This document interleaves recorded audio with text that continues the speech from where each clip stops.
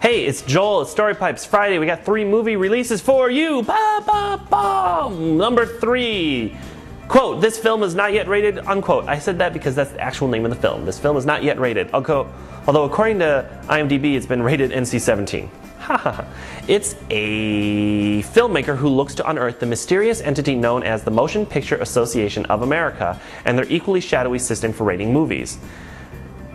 Documentarian Kirby Dick is back, and with the new project that's shaping up to be more controversial than Twist of Faith, his Oscar-nominated film that's investigated sexual abuse in the Catholic Church. Sounds fun. Not only does he get his subject to discuss topics such as why violent films are given more lenient treatment than sexually explicit material, but he outs members of the association as well. For those of you who don't know, the Motion Picture Association of America, the MPAA, is the body that rates films.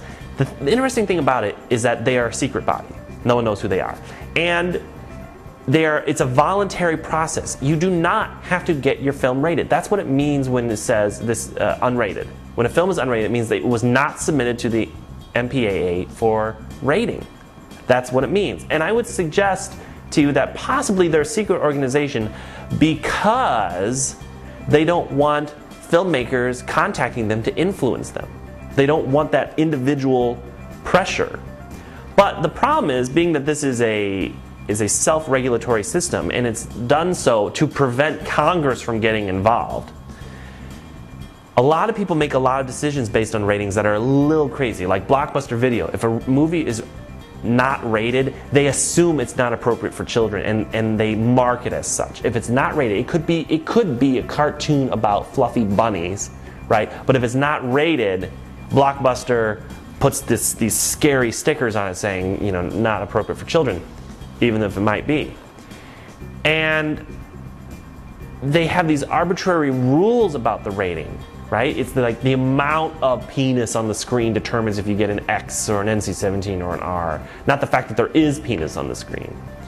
So it has certain problems. And some theaters won't play unrated films. They just won't. Some theaters will not play NC-17 films no matter how good they are. They just won't play them.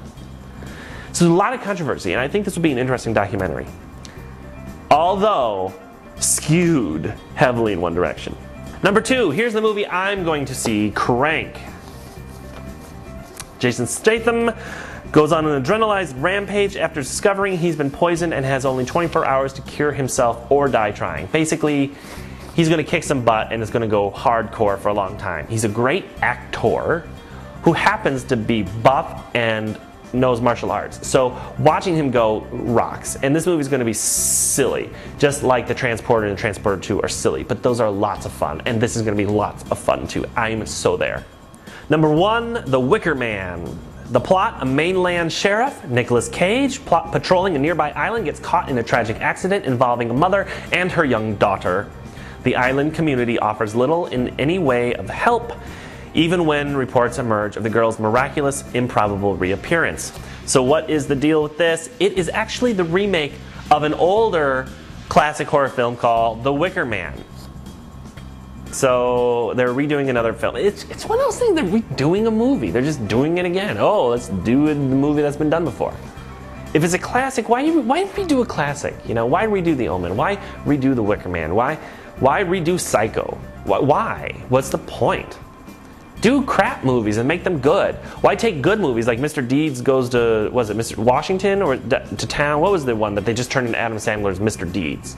Like, it was an old film that they made worse, right? And if you take a classic film, you're going to make it worse. Like, why do it? Why not get it over with? Do Citizen Kane, and then everyone can just shoot themselves and get it over with, right? You're just working your way up. That's all you're doing. Stop doing movies that were good and then they don't need to be redone. Just, you know, re-release the original or something.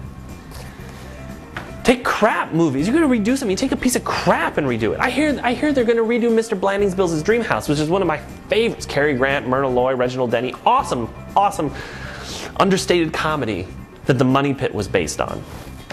And apparently they're going to have Cary Grant's role played by Ice Cube. This is what I hear. So we're going to have this like understated, calm, kind of, you know, cool but very nice film, comedy, probably full of raunchy humor. Yeah, maybe I can give Ice Cube more credit, but fart jokes. Okay, thanks, I'm out.